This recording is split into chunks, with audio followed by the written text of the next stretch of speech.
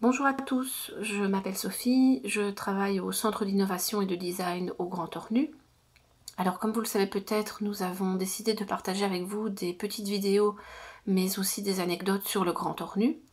Alors le saviez-vous, mais le Grand Ornu n'est pas seulement un lieu d'extraction de charbon.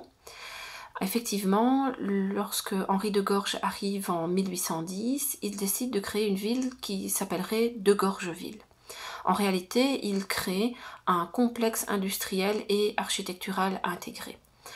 Donc un charbonnage constitué d'ateliers autour desquels se trouve une cité ouvrière et on peut retrouver par la suite un établissement de bain avec eau chaude, également une école, une bibliothèque et même un hôpital.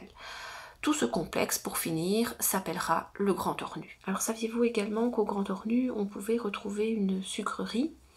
Fin du XVIIIe, début du XIXe siècle, le Grand Ornu s'installe au centre de terres agricoles qui sont pour la plupart constituées de champs de betteraves sucrières. Ce sont vraiment les mûres qui poussent au centre de ces terres. Et donc on pouvait retrouver les ouvriers de la sucrerie avec les ouvriers du charbonnage, mais aussi les mineurs, ce qui pouvait représenter une énorme fourmilière, ou plutôt on peut même dire une énorme ruche, blason que vous allez pouvoir retrouver sur la porte de la crypte. Et pour cela, je vous invite à nous rejoindre dès la réouverture d'une porte. Venez nous rendre une petite visite. Alors je vous dis à très bientôt.